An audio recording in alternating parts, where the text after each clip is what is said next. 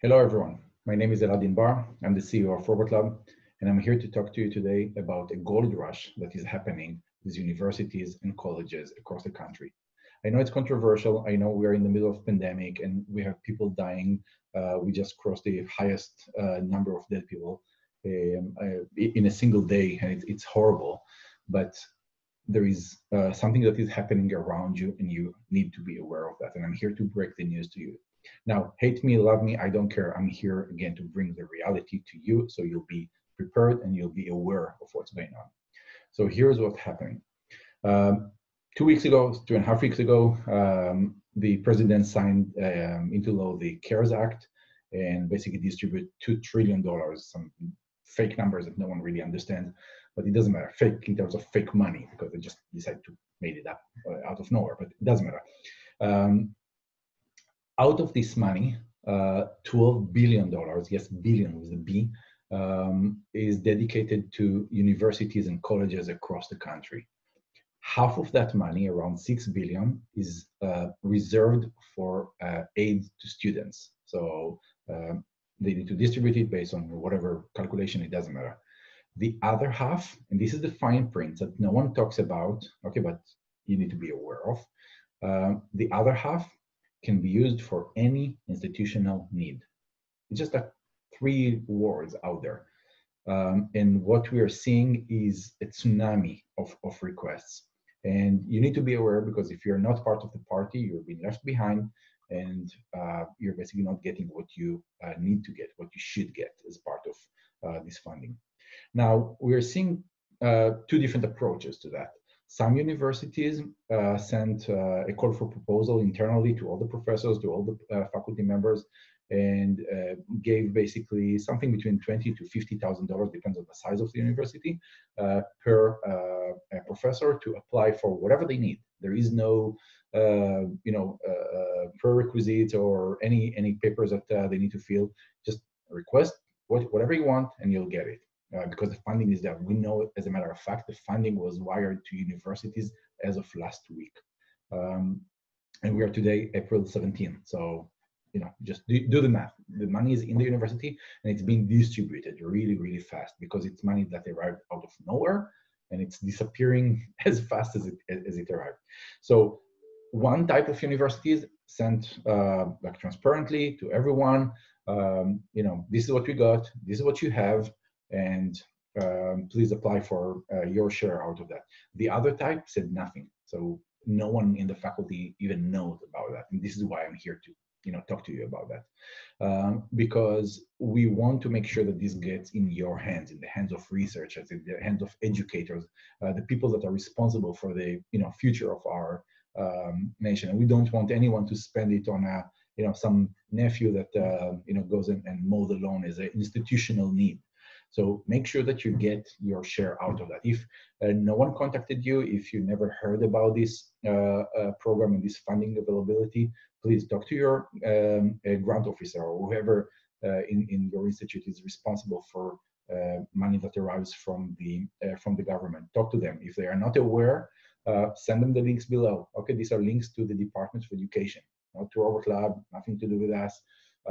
The Department of Education, there is a link, and again, it's in the description below, has a list of all the colleges, how much money they got, how much is allocated to students out of that, and the delta is basically money that they can distribute and they can use for any other use. And this is the funding source that you have right now available to you. We have 2 types of requests. The first one is, I need to push forward my research. I need to push forward my classrooms. I need to push forward my lab. So we have professors applying and getting Industry 4.0 labs, applying for AI labs, applying for all kinds of everything that they need, from training to support to warranty renewals. It doesn't matter. And they're getting it. We're getting the purchase orders on our side. So this is one side. The other side that we see is universities that are telling the professors, you can apply for whatever you want, just make sure that it's relevant to the virus craze that we are seeing around us right now. So for that, what we have is a set of virus fighting robots that are based on UNICEF recommendation. UNICEF, the United Nations subsidiary or organization that's responsible for health of kids, published a 3 steps guidelines on how to keep schools and universities healthy, especially as we plan to reopen them. And it consists of 3 different things. The first one, 3 different steps. The first step is identify. We have to identify sick people and prevent them from coming into our universities. The second step is educate, make sure that everyone is educated and knows how to protect himself or herself and the environment. And the third step is sanitize, keep cleaning and sanitizing the environment. For the first step, we have robots that can identify sick people at the gate. We don't want anyone sick in our facilities. Students, faculty, parents, it doesn't matter who. We don't want sick people inside. So we have robots that can take the body temperature, take the measurement of the body temperature at the gate. And if there is someone with fever, the robot will alert personnel or tell the person your body temperature is higher than normal. Please step aside. The robots can do up to 200 people per minute. So it's designed for the masses. It's designed for these kind of things. We also believe that when the whole thing will be reopened, we will have to wear masks, all of us, at least until there is a vaccine. So we have special software that can detect people with no masks. If we detect a person without a mask, again, the robot can alert the person and someone from the staff and make sure that we keep our environments as safe as possible. So this is on the first step, identify. The second step is educate. It's hard to keep everyone safe, and we need to educate everything from washing your hands. And it's not just washing your hands the way that we typically wash. It's washing your hands how surgeons wash their hands, like outside and inside. And we have to educate that and do that over and over again. And we have to wash the hands 20 seconds. I mean, I find it hard on myself to do that. And the way I teach my kids to do that. I tell them, sing happy birthday twice, okay? And just make sure that you rub around, rub between and everything.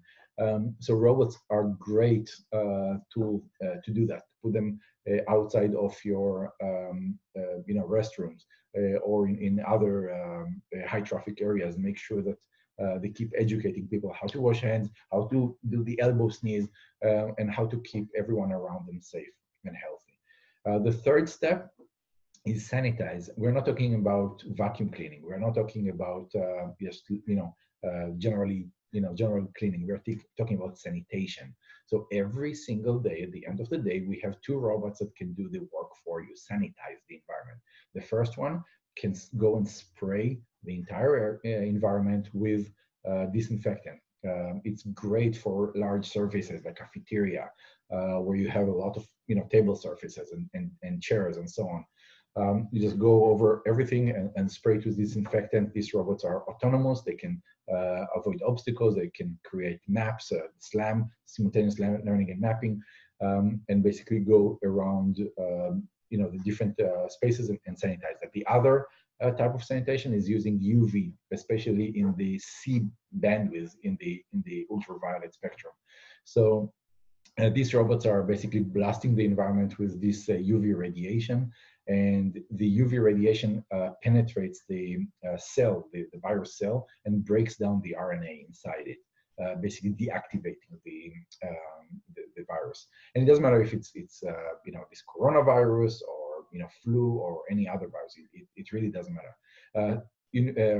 Hospitals are using that to sanitize their ERs, their surgery rooms today. So we're just bringing it to the education market and making sure that whenever we have a large gathering of a lot of people, at least at the end of the day, you turn on these robots, let them run. They have 10 to 12 hours of battery power. They can run across the rooms, across the hallways, sanitize everything from door knobs and lockers and all the way to labs and any other facility that you have out there.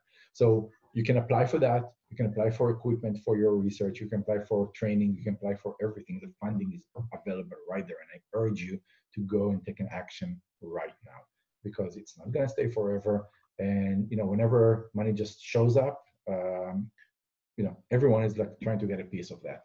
So take this or that, take virus fighting robots or any other equipment that you need for your research, for your lab. If you need a price quote, if you need help, if you need consultation, please contact me, or anyone of our team will be more than happy to help you. We don't want you to miss on this opportunity. And again, stay safe out there, all of you. I really appreciate your hard work for education and for the future of this country. And God bless you.